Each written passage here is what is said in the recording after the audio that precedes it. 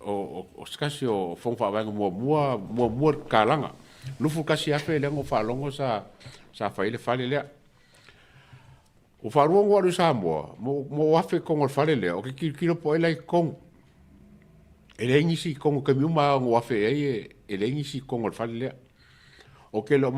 lo inga la por fa fenga fa nga le fale le ma official le por mea yen ka ngof ko mau por mea ngar fa ko fale pele le lau ka umange o kapungia mai o sifin ngo fuanga fa yai ele o mai se kongo po kapungia alo ia mau fa ko mau po kapungia mo se kamile ko mau ai o se fale o ke le se kuper fong fa vai wai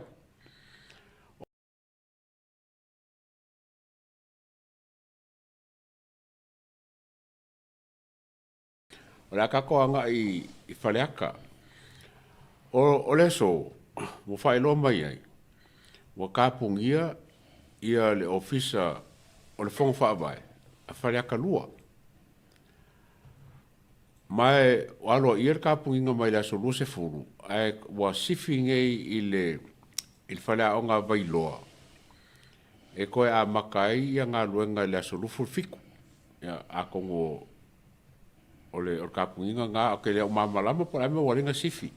ai o fong fa vai ngai o skasi fong fa vai nga mua rava fai le kaiminga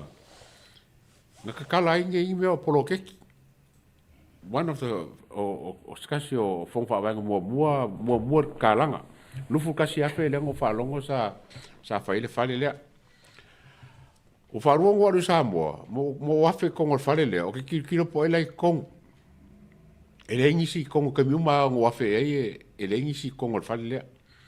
o ke lo inga la por fa fenga fa nga le fale le ma official le por mea yen ka ngof ko mau por mea ngar fa ko fale pele le lau ka umange o kapungia mai o sifin ngo fuanga fa yai ele o mai se kongo po kapungia alo ia mau fa ko mau po kapungia mo se kamile ko mau ai o se fale o ke le se kuper fong fa vai wai o le ka mo mai kala le observer pa fa ye moi pa fa fo yo o fonge o ami o kongo kala mus pepele ke lo ke mi ka ule fa ko koinga a kala le observer fa pe fo ngei e ma fu mai i le ai ngi kupenga maua mo me o koinga o pili ka me kia onga ye ma le one government grant a fia mai pe fo ringa mai walang ka pungi o menga a ia man ko fo i ole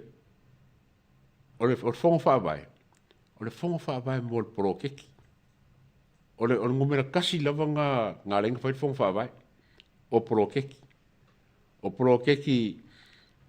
se furu 5 miliona mo riska usanga mas furu miliona o longo fo inga ngai longo wingara ele ka kau on kapungia e mo kwale kau on kapungia ai man ko fo ole kingu le foi puro le fale kalua o ia o le sosoangi ile kai fongo ia ka ko tia ia pe ka foi la ko le fongo pi o le ai mari pi ai pe ko tia pele ai o kwa ke le lava o longa sao e ka wai o nga lue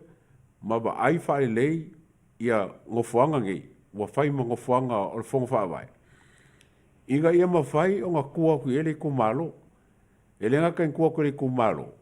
A ngā e alu e whangi e wha asoa soa ai e la kofinga ngalo. Ma wala. E wha le ele ku malo. O le lau a mai ngeile. O le lau a mai ngeile le whangi le mafua anga. O le kāpunginga. Asa wai kala o kupe o le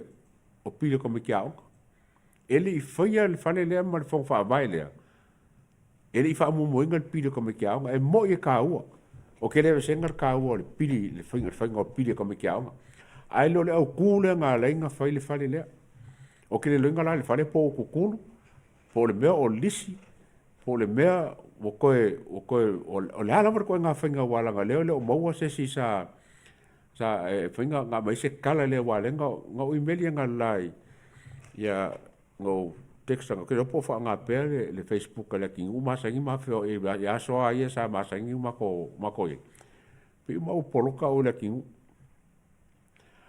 ai po le alawa le kūlanga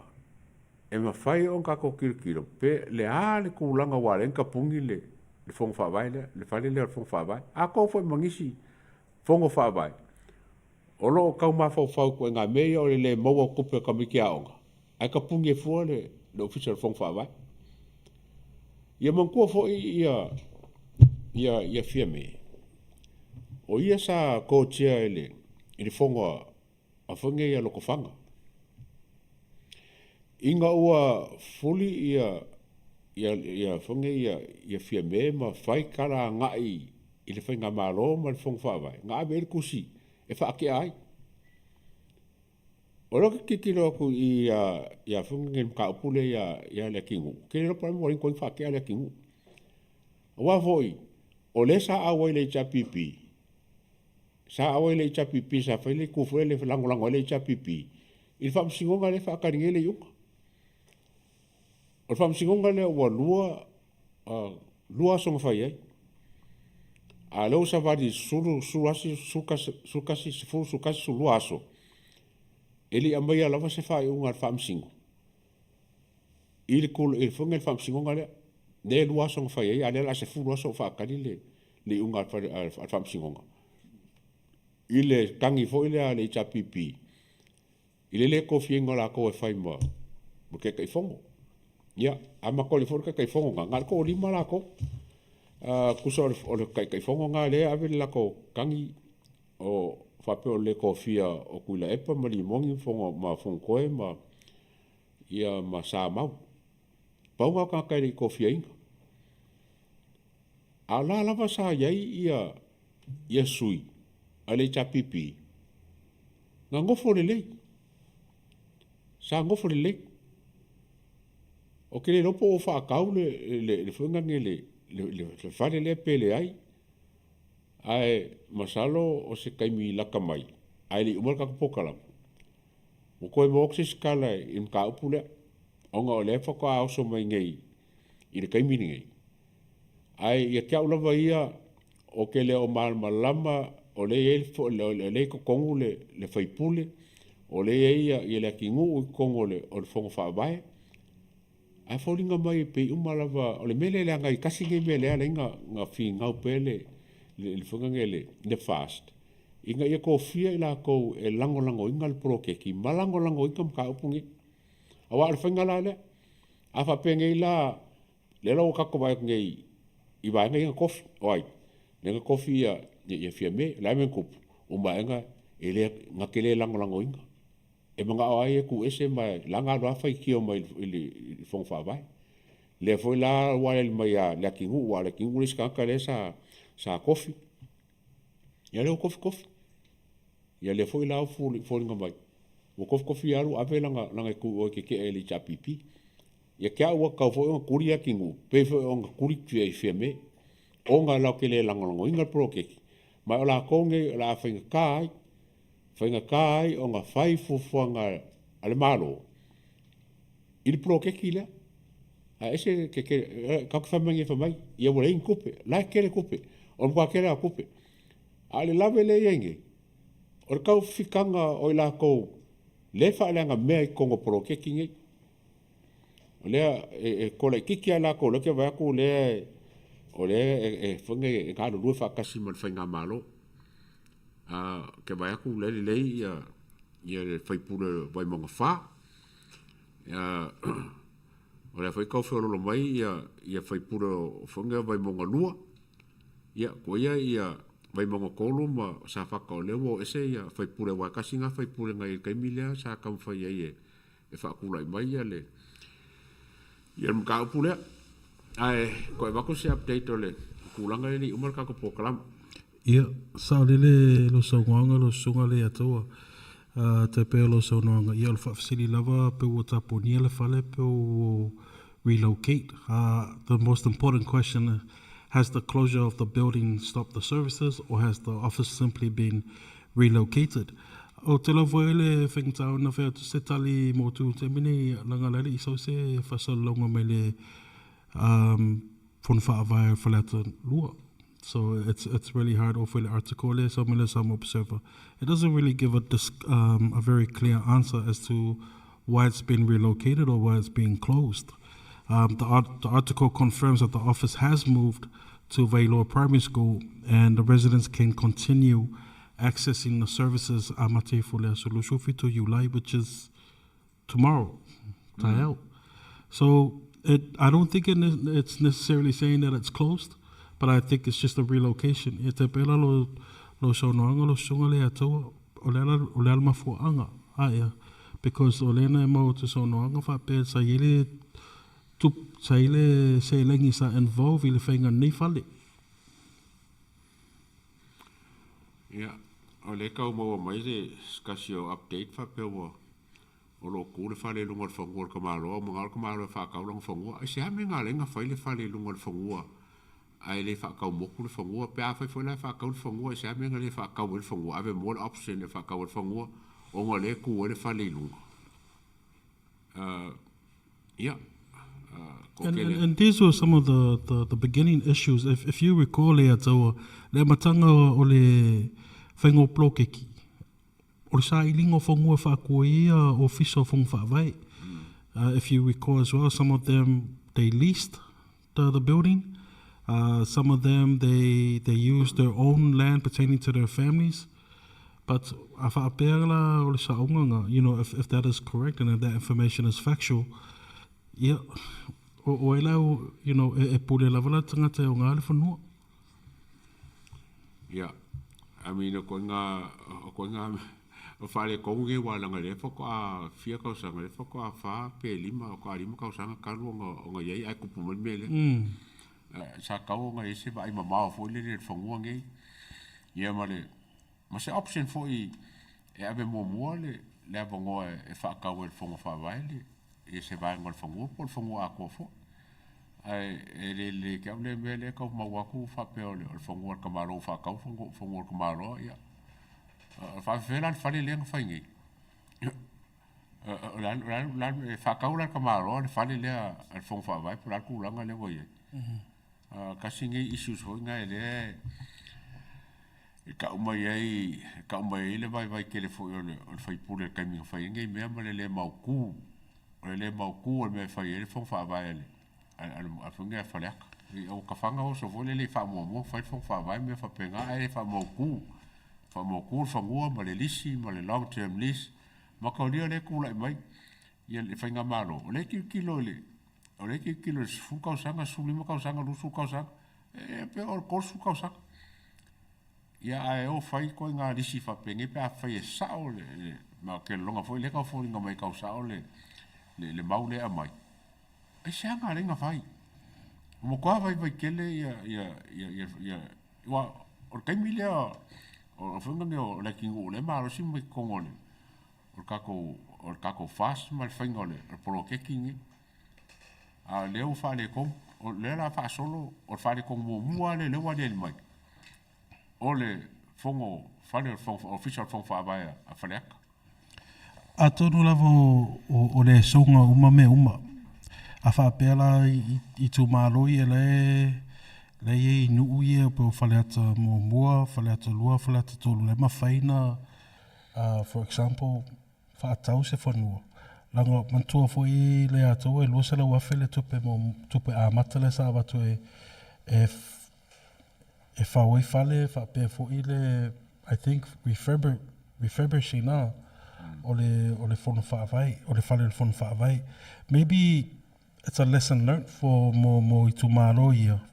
e ma faina la tu fatau se fonua I think that the cost of actual land is around about the 100K to 200K mark because afa pe fo ila vo isi you know etatuli lo le la lunga le lumanai afa pe tu mau pele fast pele pe sume fo sisi party fo but at least there is a council property or a property that is you know that belongs to the Fono Whaavai that belongs to the district council that they can use without having to be worried about someone's personal effect or a party's personal effect. So manatu vai vaina i lo whaasoa lo sunga le ato. Ia, malo lau, a pe se whangonga siri, o se whangonga fole le vai aku ngi me o kupu mai. Ia al fale ele ke le se fale. Even quarter acre, whai o whai o le se whai nga fole e laka kele fale i pisingi si epo, me ngai ku aku. O pengi me whaingi uka awe fafo, e ke lopo waianga le mawhanga le. Ia mo le to tele lo whaafsili mei mo le awhionga ia vui ia alo to sa ili atu pese o moto le link le lopo pe le telefoni le to ina. Buia! Buia, koe mo, koe so kai mai, koe so kai mai wo le lo aku e ma, ke lopo wo le anga le whangang e connection le menga ke iai ia. Ko me fa le ko ngalo ngave lo spare battery ya mo la mo vui fa kasi mai ole fa o perka ko fa so ya msalo ai wo ma er ke mi ba nga ko ingi si me ko so mai li mo ko pokalama yang fa mo le ai o fa ngonga ke le nga ke ofo le ya o ko ia fu kai fongo la nga fo e lo sunga le kingu o leva ngai fa fe ngai mo ngem ka o e sa e la makanga o le fanga le polokeki o e sa ka la mo o e sa fa yo manga ngem o kai mo a ku mo me fa pe ya o le pole nga le ka fa ya ku le cha ka ko fa nga ba le fast si vai po como ka i fa ko fa nga ko fa ya mengi ka le commitment ka le lofa o ka lango o ka fai ni mea fai am fai ia o whala kore se songa fai mai ia o mako i ngara kua ngofoa e lengi mako me fai a wai pule ane fas la ko ia o kala ngā ale kangaka e vai kere ngā whamparanga wa e fai e lunga ngo wharongo iai ne whaklo kala nga ngo wharongo whai lau kala ngā o se kala e mako vai kele ka umai lo vai lo whapea mai ke le whainga e whaia se mea langa lai kai ele whaasti ele mea. A le whaia se o koutia. O eki koutia. A kupu mo se mea ia siri ngā manga ia lau whaukuanga. Langa o kaka o lewanga iai sa e mingska. Sa e le amakanga. Sa e le kaupupuringa ngai mea. Sa e le aka. Le whaaka ingo o le whainga ngā porokeki. Ya la ko ngai fa mai ele finga fise me langa la kai il fast ala me ngaringa e pala ya ole raunga ia va nga langa ko kere fa ka lo ai nga ngofo fa la kalua ko ke fa sa nga ia lo ofisa ma lisi va nga ma ko ai nga ya ka ke la ko ke mika pa ka fa ku nga ka ku la ku mele lo ofisa fa le o fa nga le o fa va a kala ko kongo fiu a kilo lengis